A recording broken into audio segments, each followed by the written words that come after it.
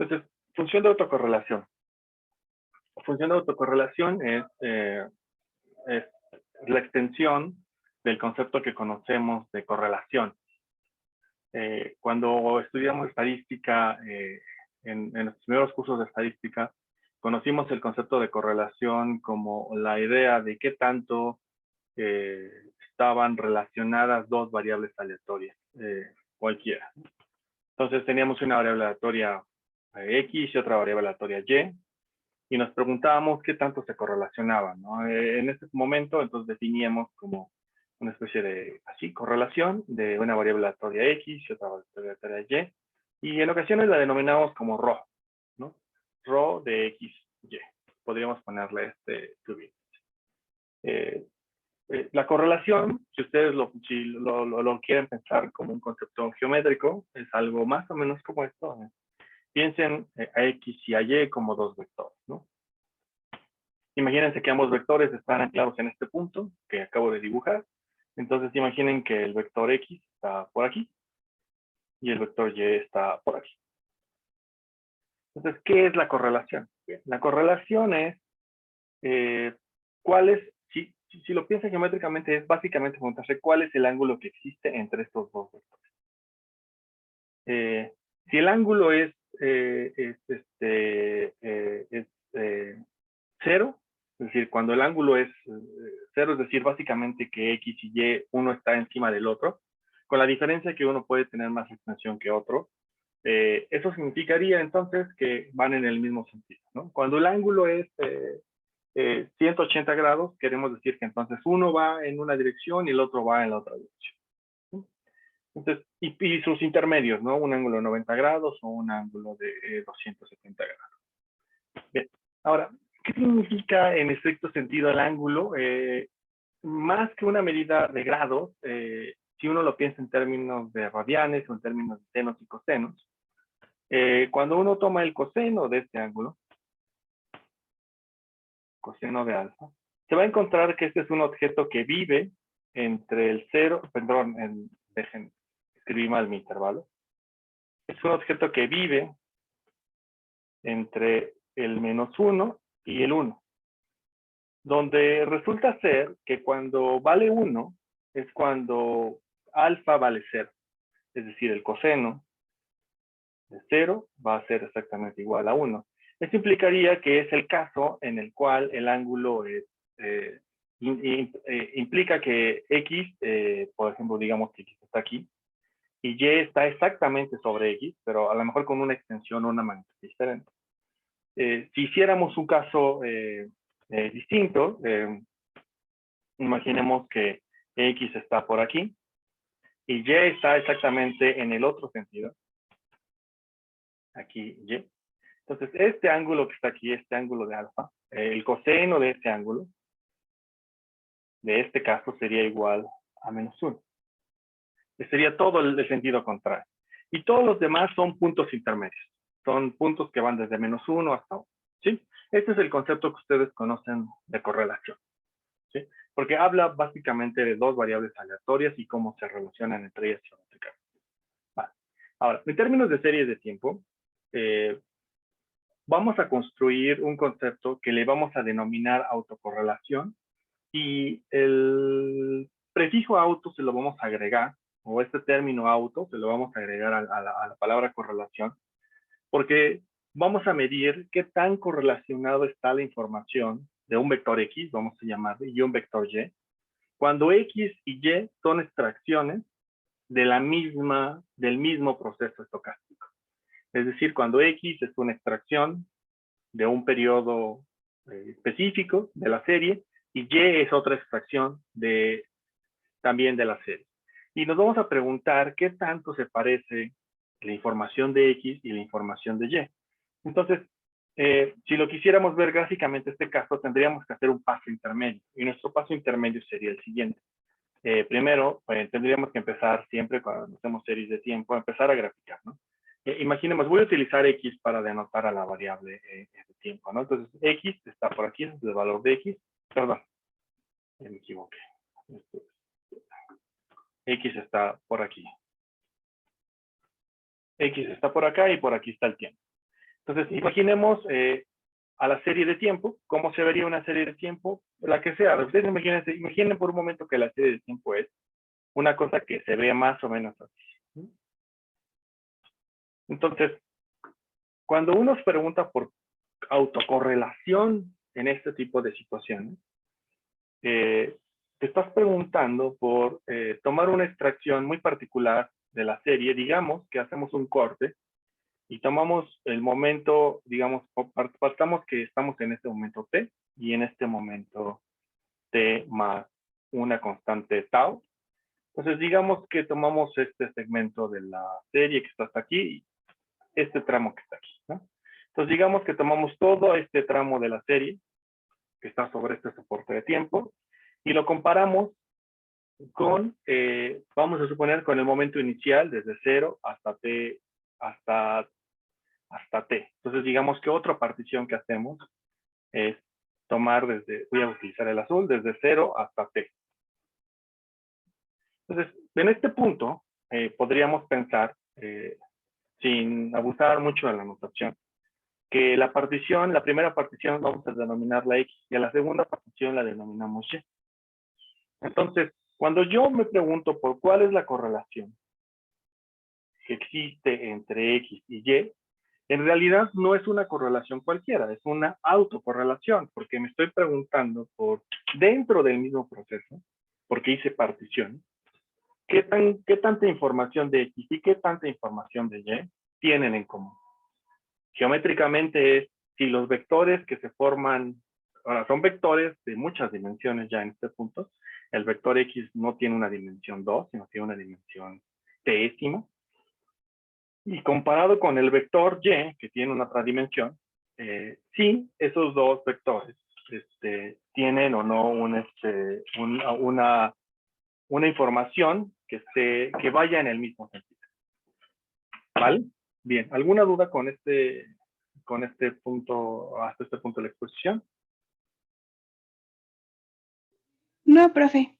Ok, bueno, bien. Entonces, ya dicho haciendo la motivación de esta sesión, voy a entrar un poquitito ahora hacia la notación, ¿vale? A la notación matemática. Vamos a darle un poquito de formalidad a esto. Entonces, no mucha en realidad. Entonces, yo voy a denominar autocorrelación, voy a utilizar la letra ρ también para denominarla, en el mismo sentido que usamos para estadística con ρ.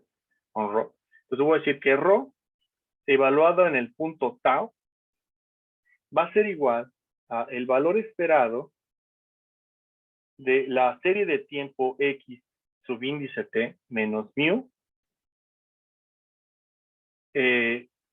multiplicado por x en el momento t más tau menos mu, cierro paréntesis, yo no cierro bracket, y divido entre el valor esperado de x en t menos mu al cuadrado.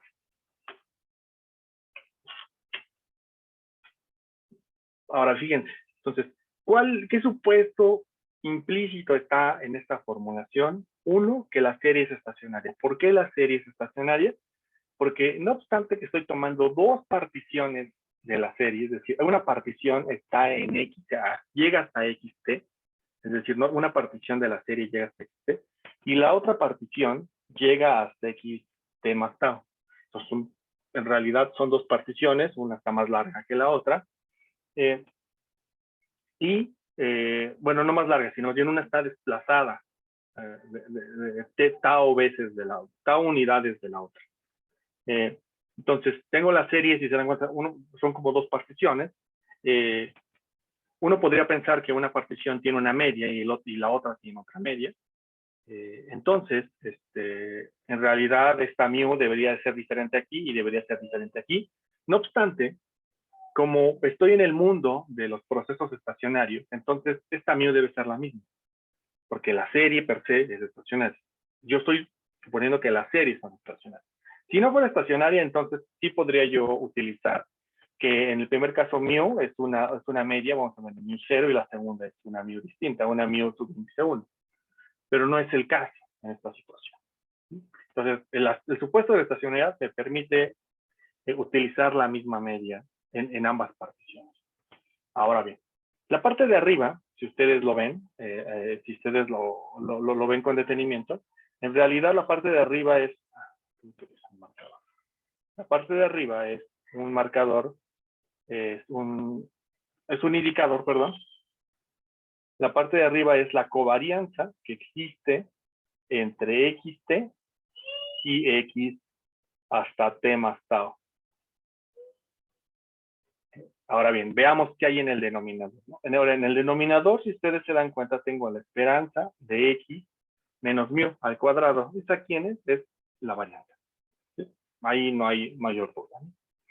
Entonces, abajo tengo la varianza de x hasta t, hasta xt. ¿Sí? Entonces, ¿qué es la autocorrelación? La autocorrelación es tomar cuánta información existe hasta xt, compararla con la información que existe hasta x más tau y verificar si esa información común es normalizada respecto de la varianza, porque el supuesto principal que está también detrás de esto es que nada en la serie puede variar más que la varianza total, ¿no? O la varianza de todo el proceso. Por eso la varianza está abajo, la varianza de todo el proceso. Entonces, esta variación que existe entre la primera partición de la serie y la segunda partición de la serie, a lo más puede ser la varianza total. Y a lo menos puede ser cero. Puede haber casos negativos, sí, porque van en sentidos contrarios, ¿no? Puede ser que la partición de x en t y la partición de x en tau tengan sentidos diferentes, entonces la partición sería la información común sería negativa. Entonces, pero no obstante que sea negativa, toda esa variabilidad no puede ser más grande que la varianza. Por eso, por el lado inferior está acotado por el menos 1. Entonces, esta es la formulación que en general trataremos de entender. Yo voy a simplificar esta notación y en general cuando me refiero a la covarianza la voy a denominar como gamma evaluada hasta tau. ¿Por qué voy a decir gamma evaluada hasta tau? Bueno, porque en realidad estoy suponiendo que la segunda partición corre hasta una constante tau, dividido entre gamma evaluado en 0. ¿Sí? ¿Por qué digo gamma en 0? Bueno, porque puedo hacer un pequeño reacomodo de esta expresión. Déjenme muy para acá. Puedo reacomodar esta expresión de la siguiente manera. Puedo suponer que lo de arriba sigue siendo igual. Este es el valor esperado de x en t menos mu, que multiplica a x en t más tau menos mu, cierro bracket, dividido entre el valor esperado de x en t menos mu, multiplicado por x en t más 0 menos mu. Esto es exactamente equivalente a esta otra expresión. Entonces, por analogía, si la de arriba es gamma evaluada en tau, la de abajo sería gamma evaluada en 0. ¿Sí? Esa es la razón por la que utilizo esta notación. Entonces, esta será la notación que en general utilizaré. Tiene algunas propiedades esta función de autocorrelación ρ, que he definido aquí, que esta la voy a recuperar, pero arriba yo la escribí. Esto es ρ evaluado en tau.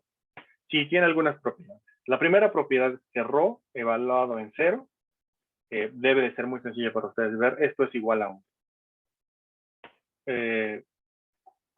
Hay otra propiedad que es simetría. Ρ evaluado en un momento tau debe de ser igual a ρ evaluado en un momento menos tau. Esta no es tan obvia. Pero lo único que significa es que puedo particionar la serie tau periodos hacia adelante o tau periodos hacia atrás, y no importa cómo lo haga, la autocorrelación va a ser la misma. ¿Sí? Y lo único que significa es simplemente a uno lo particiono hacia adelante y el otro hacia atrás, o viceversa, al primero lo particiono hacia atrás y al segundo lo particiono hacia adelante.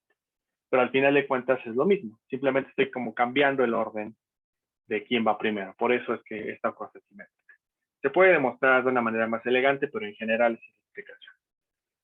Bien, otra característica de la función de autocorrelación es esta, que el valor absoluto de la función de autocorrelación evaluado en cualquier punto tau siempre será menor o igual a 1. Eso es para todo valor de tau. todo valor de tau en los enteros, ¿no? En z. En cualquier valor de los enteros de esta operación. Bien, ahora, a veces por convención, lo que termina pasando es que no tomamos valores negativos de tau, sino simplemente tomamos valores positivos o hasta el 0. Entonces, a veces solemos decir que tau va desde 0 hasta el número que ustedes quieran. Lo expliqué en algún momento en la clase que eso no afecta en nada al resultado, porque simplemente yo puedo suponer que como mover desde dónde estoy contando, ¿no? Si quiero contar desde un punto negativo, pues en realidad solo recorro y digo que el punto negativo es el momento inicial y empiezo a contar desde ahí. Entonces es equivalente, no afectaría en nada el resultado. Bien. Ahora, para poder evaluar estas funciones de autocorrelación, existen algunas cosas que en este momento podrían tener como duda. Y yo espero que sí las tengan, porque básicamente las dudas deberían ser al menos las siguientes. Me voy a regresar a la formulación. La primera duda que seguramente debe surgir es, bueno, está muy padre cómo es la formulación, es el valor esperado de x, t menos mu, o multiplicado por xt más tau, menos mu también. Pero la pregunta es, ¿quién es mu? ¿Cómo aproximo mu? Bien, y la respuesta es muy sencilla. La manera en que vamos a aproximar a mu, y en este caso también a la varianza, que es el denominador, las vamos a aproximar a través de los estimadores muestrales de media y varianza. ¿Sí? Voy a ser más específico. Entonces, en general, vamos a decir que a mu la vamos a aproximar de la siguiente manera.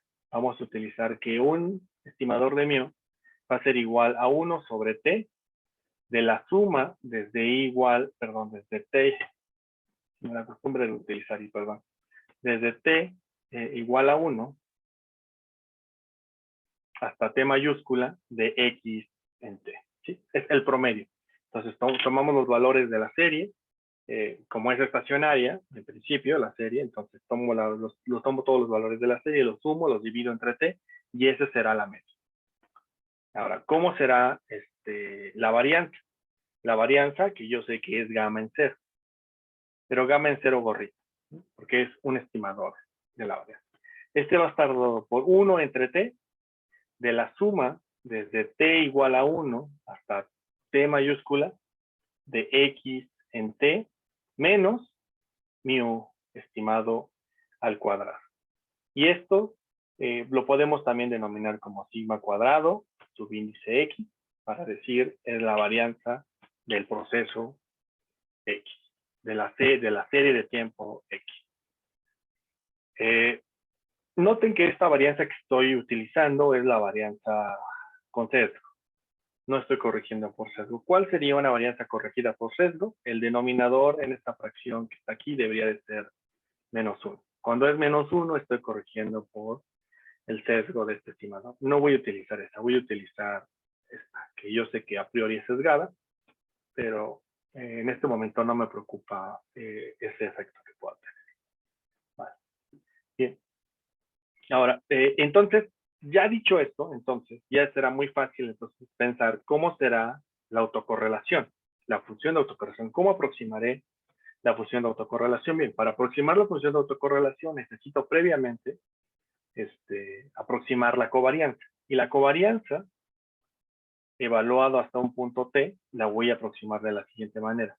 Va a ser igual a 1 sobre t de la suma desde t igual a 1 hasta t menos tau de lo siguiente, de x t menos mu gorrito multiplicado por x en t más tau menos mu gorrito.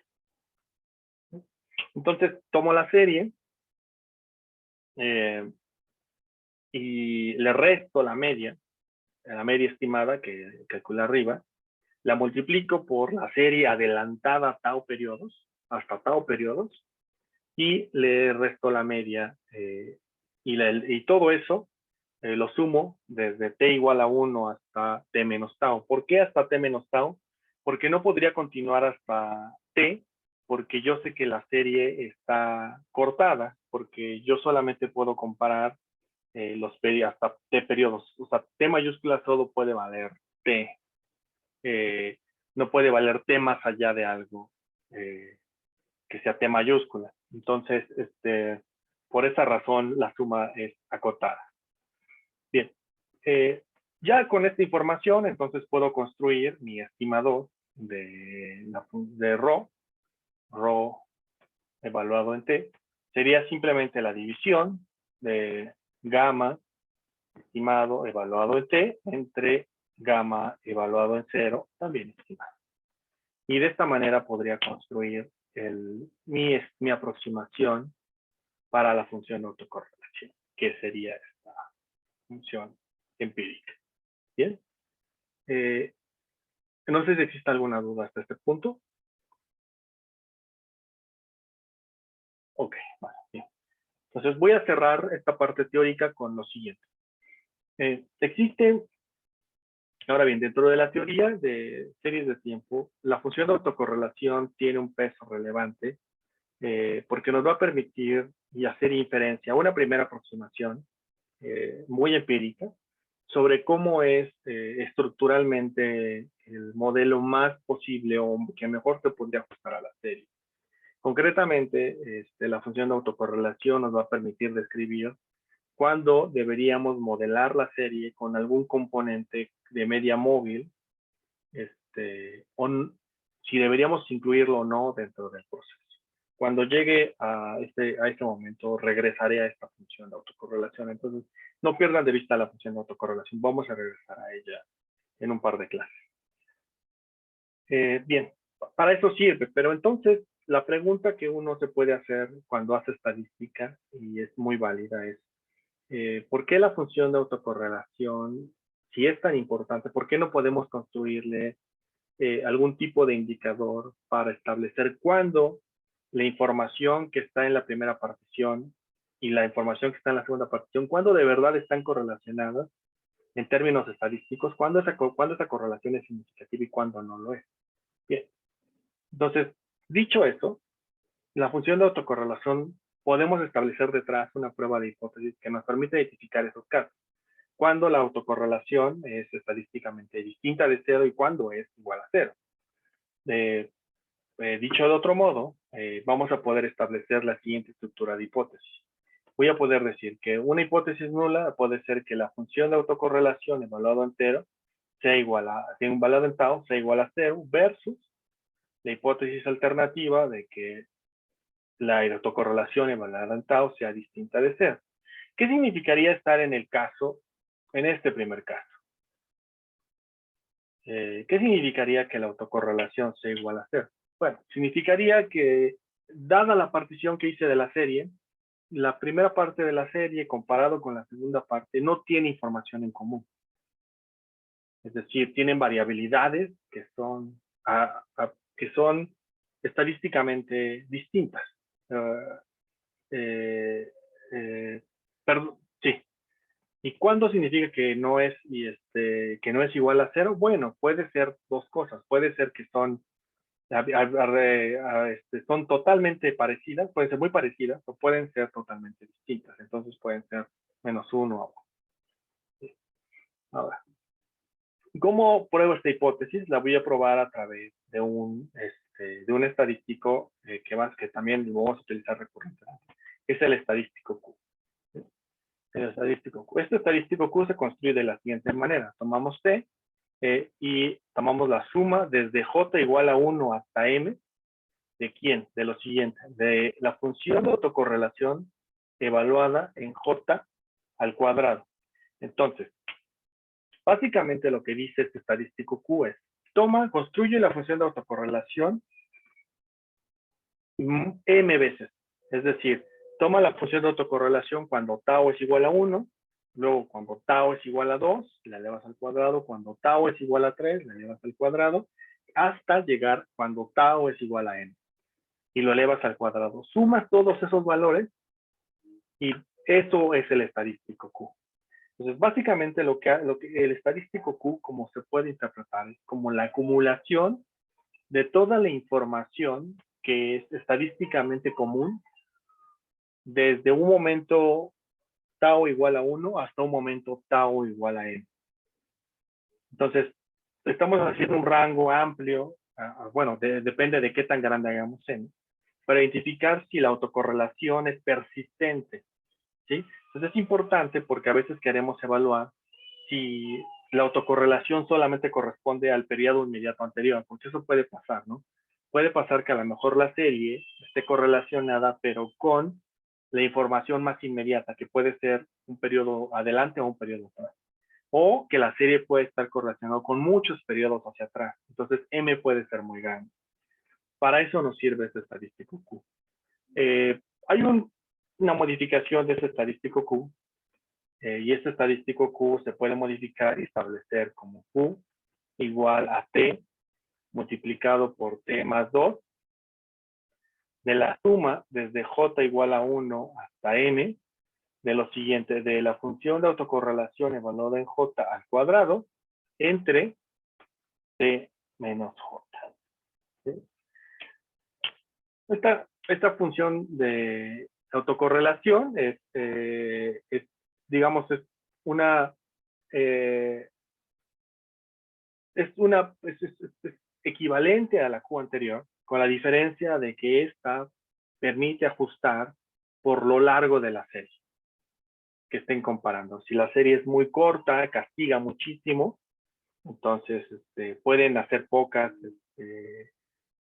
particiones de la muestra. Si la serie es muy larga, entonces también castiga, porque la autocorrelación la va a ser muy pequeña, porque esto es T menos J. Entonces, digamos que este es un Q que compensa cuando sus series son moderadas, no son tan largas y no son tan cortas. Sé que puede sonar un poquito ambiguo en este punto, pero conforme vayamos avanzando veremos que a veces hay series muy largas, tampoco es una muy buena idea. Y tampoco series cortas sirven de mucho. ¿Sí? Bien. Ahora, estos dos estadísticos nos permiten evaluar esta hipótesis. La hipótesis que tengo aquí en rojo, ¿no? Que es decir, cuando la autocorrelación es igual a 0. Por ejemplo, piensen en estos dos estadísticos, podrían pensar que M es igual a 1, es decir, cuando M es igual a 1, ese es el caso más sencillo que pueden hacer.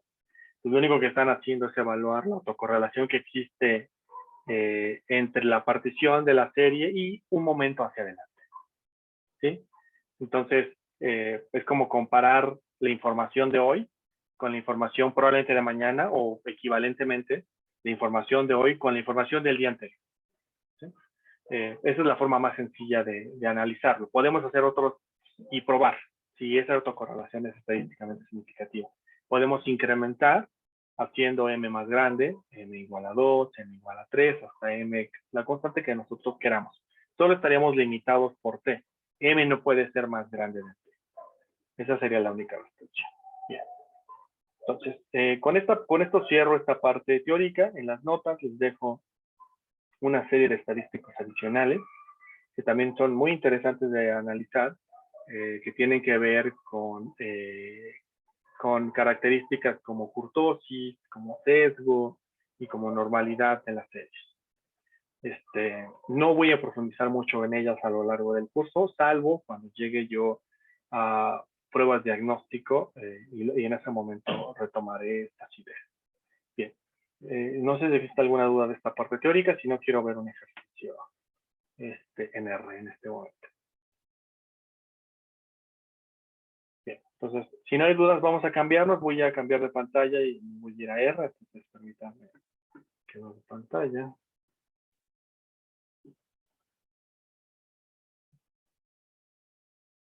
Bien, entonces, en R vamos a ocupar la carpeta. En GitHub ya está la carpeta que se llama clase 3.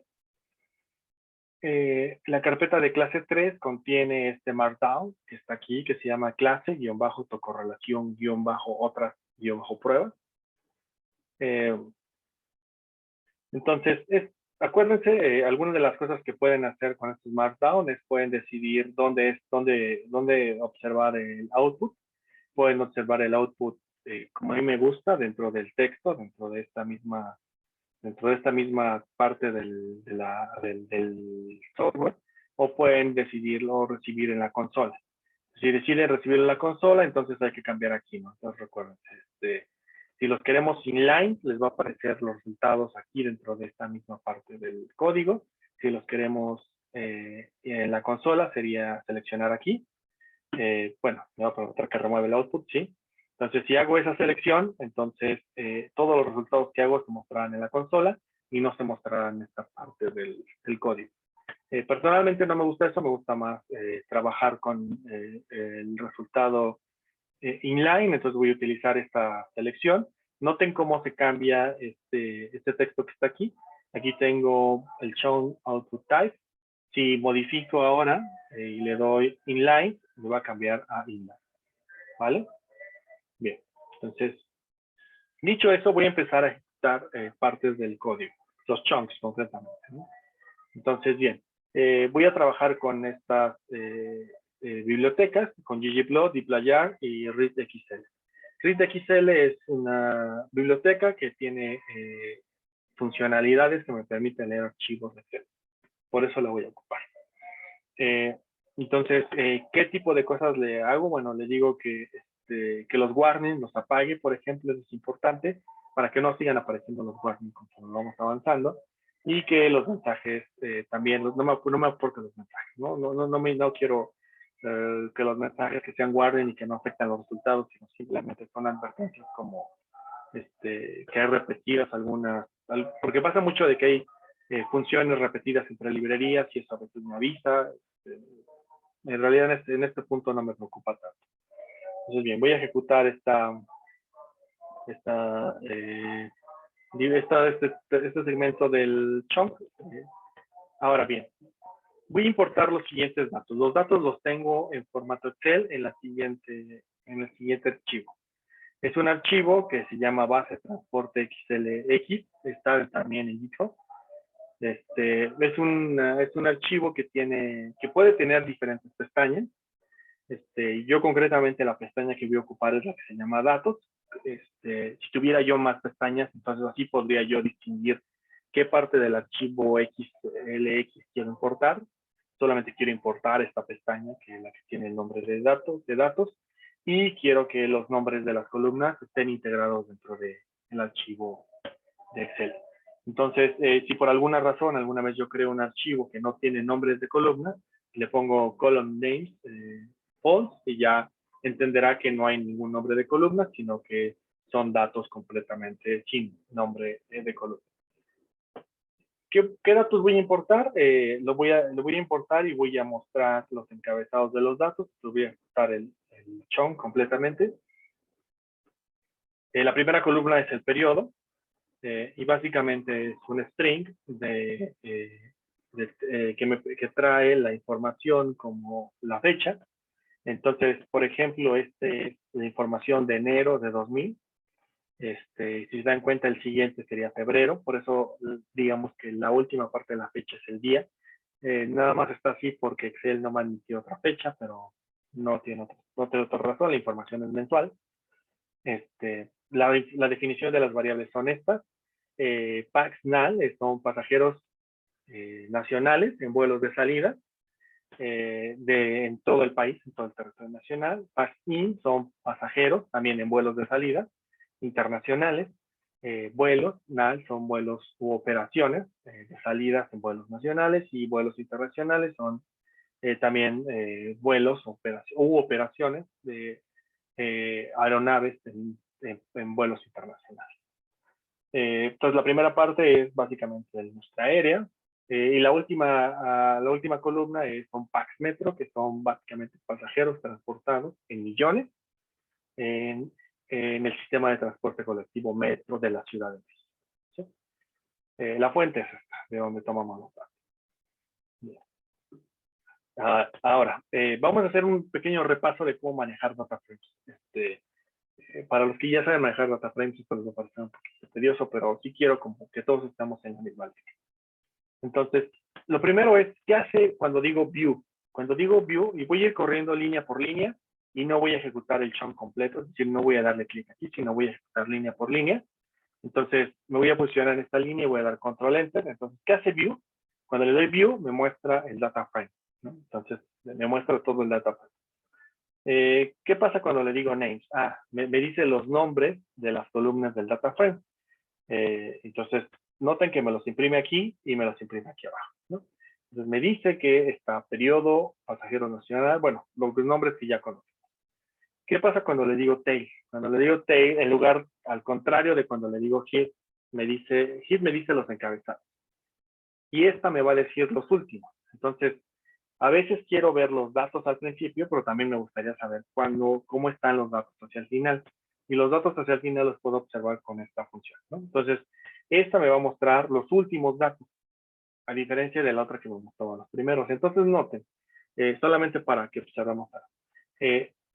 Mi información empieza en 2000, en enero de 2000, y termina en julio de 2021. ¿Sí? Y parece que está completa, ¿no? Según esto, está completa toda la información. Okay. Ahora, ¿qué hace la función str? Bueno, me da la estructura de las columnas que vienen. Lo que me dice en este caso, concretamente, es que periodo es un tipo string que viene en ese formato que me muestra ahí. Las siguientes son numéricas. Dim, ¿qué hace dim? Dim me dice la dimensión de la tabla completamente. Me dice que tengo 259 filas y 6 columnas. Es importante porque yo puedo trabajar con columnas del data frame bajo tres maneras, ¿no? Una manera es llamar a una columna con esta notación. Voy a escribir ahora en la consola. Por ejemplo, voy a escribir datos y voy a poner signo de pesos. Y cuando pongo signo de pesos, automáticamente me despliega cuáles son las opciones que puedo elegir dentro del objeto que se llama datos. Esta es una estructura muy de programación orientada a objetos porque básicamente cada una de las columnas son características del objeto que se llama datos. Entonces, el objeto que se llama datos tiene periodo, tiene pax nacional, pax in, boel null, boel in y pax meta. Puedo elegir alguna de ellas, ¿no? Pues imagínense que elijo la pax meta. Le doy enter y me imprime esa columna. Esa es una manera, la manera más común. Hay otras maneras y las otras maneras están más asociadas con una lógica matricial. Y la lógica matricial sirve mucho cuando queremos operar como si fuera esto, matriz. Y eso va a pasar mucho en esta clase, ¿no? Entonces, por ejemplo, ¿qué pasa si le digo al software que sea datos, que abra bracket, espacio, coma 2? Vamos a hacerlo, ¿no? Lo ejecutamos.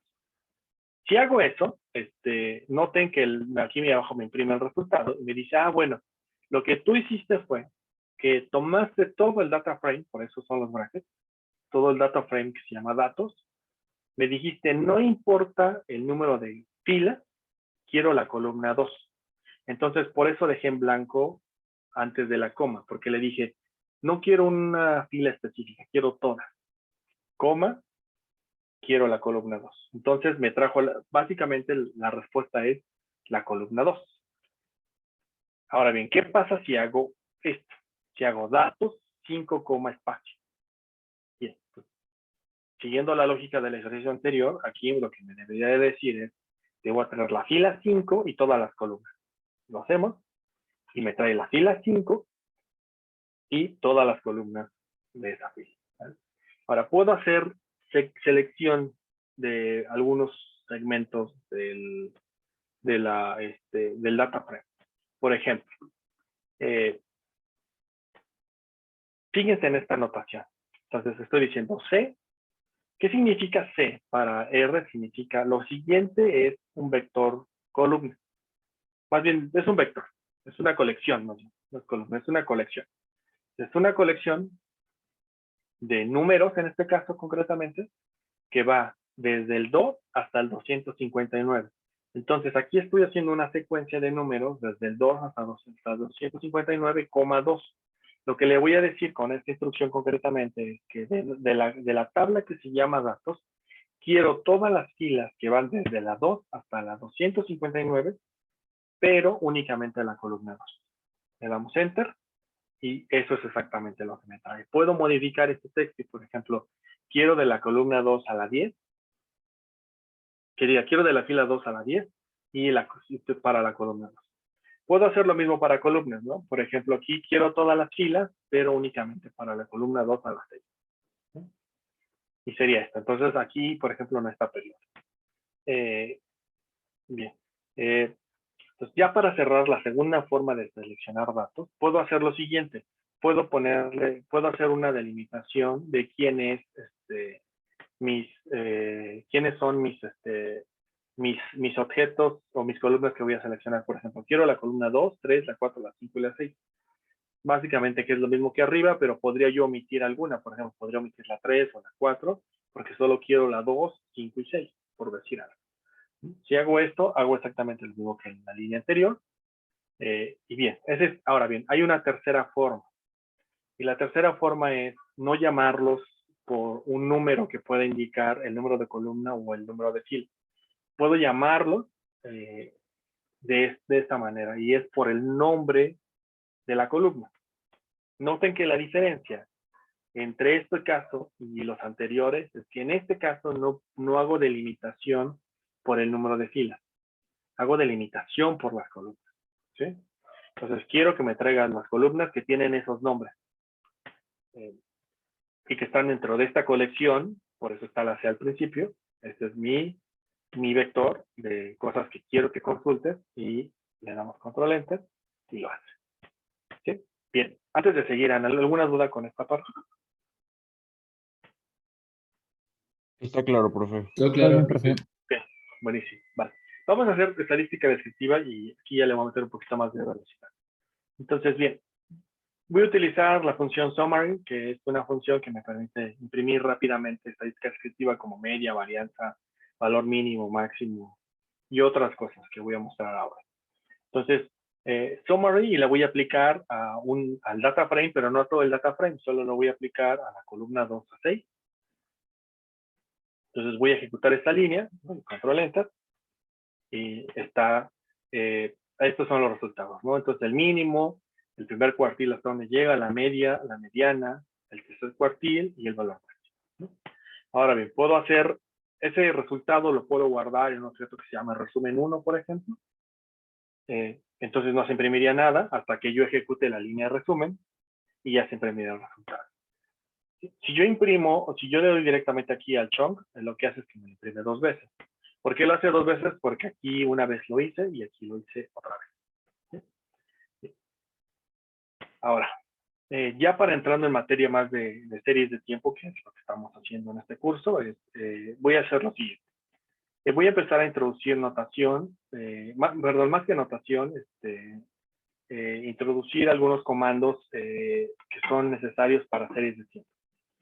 El primer comando es el comando TS. Bueno, de hecho es el comando que vamos a ver ahorita, pero el primer caso es cuando es el caso univariado, es decir, tomo una sola serie de tiempo y la voy a declarar como eso, como una serie. Observen algo. En este punto, si vamos aquí abajo, mi Global Environment, se van a encontrar que el objeto que yo tengo son datos y un objeto que se llama resumen, ¿no? Pero datos, en estricto sentido, es un data frame. Ese es el objeto, ¿no? Ahora bien, voy a crear un nuevo objeto, que es un objeto TS, y que es la abreviación de Team Cherries, ¿no? Entonces, este objeto TS va a resultar de tomar una columna de datos y convertir la serie de tiempo. Pero para convertirla en serie de tiempo tengo que cumplir algunas condiciones, ¿no? Entonces, vamos a ver, ¿no? Entonces, caso univariado sería el siguiente. Entonces, de datos con signo de pesos, entonces estoy utilizando la forma de selección de datos 1, la primera que mostré. Voy a tomar la columna que se llama PaxMetro y la voy a volver serie de tiempo. Ahora bien, coma, le voy a decir dónde inician los datos. Los datos inician en el año 2000. Coma, la frecuencia. ¿Qué frecuencia es? Es frecuencia mensual. Entonces, por cada año, ¿cuántos meses hay? Hay 12, ¿no? Entonces, por eso frecuencia es 12. Si frecuencia le pusiera 365, lo que pasaría es que el software interpretaría que mi serie de tiempo tiene una frecuencia diaria. Si le pongo 52, interpretaría que es semanal, y así sucesivamente, ¿no? Si le pongo 4, interpretaría que es trimestral. Este objeto nuevo, voy a ejecutar todo el chunk, es un objeto que va a aparecer aquí abajo dentro del grupo de values, Y si se dan cuenta, me dice que es una serie de tiempo. ¿Sí? Este es el caso univariado. Más adelante, cuando yo vea var, voy a entrar al concepto de multivariado, pero en este momento lo voy a introducir solamente para uso del comando TS. Entonces, ¿qué pasa cuando quiero hacer un objeto de múltiples series? Entonces es multivariado. Y de tal manera que incluya la serie que se llama PAX nacional, PAX in, vuelos nacionales y vuelos internacionales, todos estos como serie de tiempo, pero bueno, que sean interpretados como serie de tiempo, pero que respete la estructura individual de cada uno. Entonces voy a utilizar el comando TS, igual le digo que la información inicia en 2000 y frecuencia de 12, y lo voy a guardar un objeto que se va a llamar DAT aéreo. Runs, y noten cómo es que lo cambia. En lugar de ponerlo en values, lo puso en DAT, pero sigue siendo un objeto de serie de tiempo. ¿Sí? Vale. Ahora, vamos a hacer algunas gráficas, ¿no? Entonces, concretamente podemos operar la información tanto como la definí aquí arriba, como una serie de tiempo con el comando TS, que es el caso que voy a hacer, que voy a hacer ahora. Entonces, permítame, sí. Entonces, noten aquí, Pax Metro es una serie de tiempo, la voy a utilizar para graficar. Entonces, voy a hacer un plot y voy a tomar el objeto TS, porque es una serie de tiempo, que es Pax Metro. Entonces, cuando le digo plot de Pax Metro, el software ya sabe que no necesita que le diga quién está en el eje X y quién está en el eje Y, porque le estoy pasando un objeto que ya es una serie de tiempo. Entonces sabe que una de las dimensiones de ese objeto es el tiempo y la otra es el valor que toma la variable. Entonces por eso no necesita que le indique quién está en el eje X y quién está en el eje Y, simplemente le paso el objeto. Entonces el objeto es Pax Metro. Quiero que el color que utilice sea azul oscuro. Quiero que en el eje de las X me ponga la palabra tiempo. Quiero que el tipo de gráfico sea la línea y que sea una línea de grosor 2. Quiero que en el eje de las Y me ponga millones de personas. En el título de la gráfica va a decir pasajeros transportados en la Ciudad de México entre enero de 2000 y, perdón, aquí es julio de 2021. Aquí le falta algo. No. ¿Qué significa este símbolo que estoy señalando aquí? Un backslash con una N, significa un salto de línea. Entonces, primero lo voy a quitar ahora. Voy a quitar este salto de línea y voy a mostrar cómo se vería y luego lo agrego otra vez. Y el sub me va a poner una línea abajo que me va a permitir, por ejemplo, poner cosas como la fuente o alguna nota, ¿no? Que quisiera yo ponerla en mi gráfico. Entonces ejecuto esta línea, este chón completo y esa es la gráfica, ¿no? Se ve de esta manera. Ahora voy a regresar el símbolo que tenía yo, que era el backslash con la N, ¿no? ¿Qué pasa si hago esto? Doy run y noten cómo ocurre como un enter, ¿no? Entonces pasa lo que está entre paréntesis a la siguiente línea, ¿vale? De esta manera pueden operar con texto dentro de sus gráficas y hacer otras cosas para ajustarlas mejor. Bien. Nada más observemos, analicemos muy rápido esta serie de tiempo, que es la serie de pasajeros transportados en el metro de la Ciudad de México. Observemos algo, ¿no? Ese es más o menos cómo viene creciendo, cómo viene moviéndose el número de pasajeros en el metro de la ciudad. Este evento, ¿qué creen que fue aquí? Esta caída que está aquí. ¿Alguno de ustedes tiene una idea de qué ocurrió aquí? En esta caída que está aquí. Esta caída. El ¿sí? temblor. El temblor de 2017, ¿no? Y noten cómo es que la pandemia ha disminuido el número de pasajeros en el metro más que el mismo sismo, ¿no? Es algo que a mí me pareció, me llamó mucho la atención, ¿no? Respecto de cómo estaban los datos. Vale. Y no se ha recuperado, al menos hasta julio, ¿no? Todo faltará ver agosto ahora con la movilidad de que algunos niños regresaron a clases y septiembre probablemente, ¿no? Y a lo mejor ya se recuperó a un nivel muchísimo mayor. Vale. Entonces, eso es con un plot simple, ¿no? Ahora, vamos a hacer ggplot. Y con ggplot igual haríamos lo mismo. Aquí igual me equivoqué. Aquí es julio 2021. Y ggplot Para hacer ggplot no voy a utilizar el comando, no voy a utilizar el objeto en su formato de serie de tiempo, formato TS, sino que voy a tener que regresar al dato original que está en el objeto que se llama datos. La razón es que ggplot no sabe operar con objetos de series de tiempo, ¿no? ggplot sabe operar con data frames. Esa es como una restricción que tiene ggplot. Bien. Entonces, ggplot le digo quién es, de dónde va a obtener los datos los va a obtener de esta cosa que se llama datos, quiénes son las variables en el eje X y en el eje Y, bueno, en el eje X va periodo y en el eje Y va pax metro. Quiero que sea una línea de grosor 0.5, que sea de color azul oscuro. Esto es lo que va a poner en el eje X, en el eje Y. Todo esto que está aquí, que voy a subrayar ahora, son características del tema, ¿no? Es un template blanco. Si le quito estos elementos, se pondría el template default de ggplot, que es gris, con cuadrícula. Pero a mí me gusta ese template particularmente, ¿no? Por eso lo utilizo. En Labs, lo que hago es le pongo cosas como títulos, subtítulos y notas al pie, ¿no? Entonces, por ejemplo, el título este sería el título de la gráfica. En subtítulo le voy a poner esto. Y en el caption, que es la nota al pie, le voy a poner la fuente y, por ejemplo, le puedo poner esta URL, ¿vale? No va a ser una URL, va a ser texto, ¿no? Y la voy a guardar con esta función, ¿vale? Entonces ejecuto la línea y se vería de esta manera, ¿no? Esta es otra forma de hacer el gráfico, ¿vale? Este sería otra forma de hacer el gráfico, pero aquí yo combino dos series. Como combino dos series, entonces en AES solamente le indico el eje quién va en el eje de las X, y los valores en Y los voy a poner en la geometría. Entonces, por ejemplo, la primera geometría es una línea, y quién va en esa línea va pasajeros nacionales. ¿Sí? ¿Quién va en la segunda? Pudo haber sido puntos, ¿no? Pero yo elegí líneas, ¿no? Entonces, otra línea, y son pasajeros internacional, igual con algunos temas de escala y demás, solamente para ser estético esto, y se vería de esta manera. ¿Sí? Se vería de esta manera. Bien. Este que está aquí abajo se los dejo como ejercicio, está incompleto. Creo que sí funciona si lo ejecutan, pero tiene un error. Entonces, aquí tienen un espacio más tarde, chino no. Bien. Bien. Ya para cerrar la clase.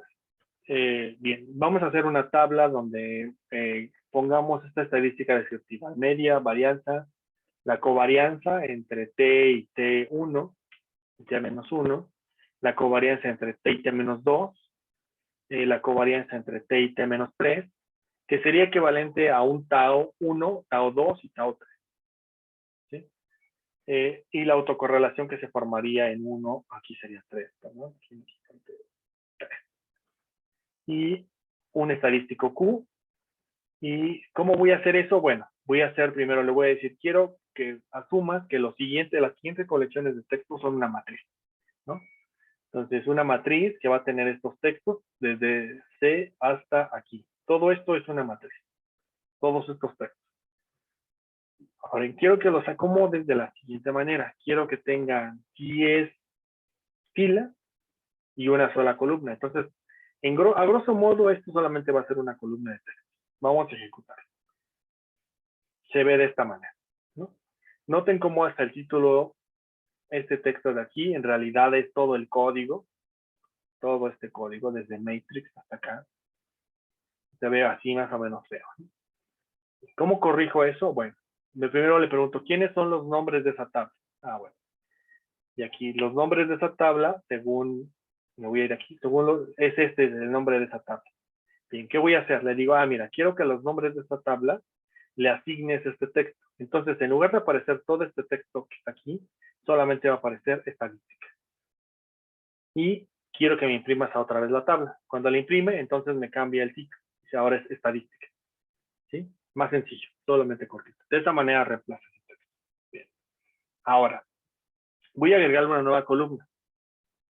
Si ustedes se dan cuenta, esta tabla solamente son puros textos. Y voy a agregar una columna que se va a llamar valor, y le voy a asignar a toda esta columna el valor de 0. Y voy a imprimir este resultado. Si lo imprimo, me dice aquí está en los textos que había creado anteriormente y aquí está el valor. Entonces, como este amigo que creé es un data frame, está aquí abajo, aquí lo noto, es un data frame. Entonces la primera columna puede ser texto y la segunda puede ser numérica. Y así es como la interpreta, ¿no? Me dice, la primera columna es un chart, es decir, es un tipo texto, y la segunda columna valor es un tipo double, que es un tipo numérico. Voy a llenar la tabla ya ahora sí con los respectivos estadísticos, media, varianza, covarianza. Cada uno de estos textos va a tener un valor y va a ser efectivamente la estimación para cada uno de estos textos. Entonces, bien, voy a llenarlo. ¿Cómo lo voy llenando? ¿Sí? Primero voy a posicionar en la, digamos, en la posición 1, 2. ¿Quién es la posición 1, 2? Es bueno, fila 1, columna 2, es este punto. En esa posición voy a llenar con lo siguiente, con la media de los pasajeros en el metro, redondeada hasta 2 dígitos. Y esa es la que voy a poner en esta posición. Luego, en la posición 2, 2, ¿quién es la posición 2, 2? Esta posición. Voy a rellenarlo con la varianza de la variable pasajeros en el metro, también redondeada hasta 2 dígitos. Luego, en la posición 3, 2, que es esta posición, la covarianza 1, voy a rellenar con la covarianza de la primera partición de la serie con la segunda partición de la serie. Y una vez que ha encontrado la covarianza, quiero que redondee hacia 2 dígitos. Y así voy llenando hasta la covarianza en T-3. Noten cómo voy recorriendo desde 234. Este es el que se mantiene fijo y cómo este es el que va recorriendo. Este es 233, luego es 232 y el último es 231. Bien, y eso lo voy a asignar. Y así hago lo mismo, y ahora para la autocorrelación simplemente hago la división de la varianza con respecto a cada una de las covarianzas, y esta es la cosa que voy reportando aquí. Y al final calculo los Q. ¿Y cómo son los Q? Bueno, la primera es simplemente tomar la posición, multiplicar T, que en este caso es 234, multiplicarlo por la posición de la autocovarianza, de autocorrelación, perdón, de rezago 1 elevado al cuadrado, y ese es mi Q1. ¿Quién es Q3 pelitos? Q3 pelitos es tomar este valor, bueno, en esta posición, multiplicarlo por 234 y sumar los valores anteriores de la autocorrelación, perdón, y elevarlos al cuadrado. Y de esta manera, cuando ejecuto esta línea, ya tengo llenados los datos. ¿Sí? Bien, aquí me faltó, sí. Como no redondeé los últimos, estos no los redondeé, digamos que el redondeo no me lo respetó para el resto de valores que los hubiera redondeado. Aquí me equivoqué. Ah, no, es que aquí el redondeo es 4 dígitos. Aquí me equivoqué. 2, 2, 2. Vamos a ver si mejora la presentación. Por ahí tengo a alguien todavía que no redondea. Los últimos dos no los redondeé. Me falta el rojo. Déjenme corregirlo rapidísimo. Y voy a subir este código corregido todavía a la clase. Denme un segundo.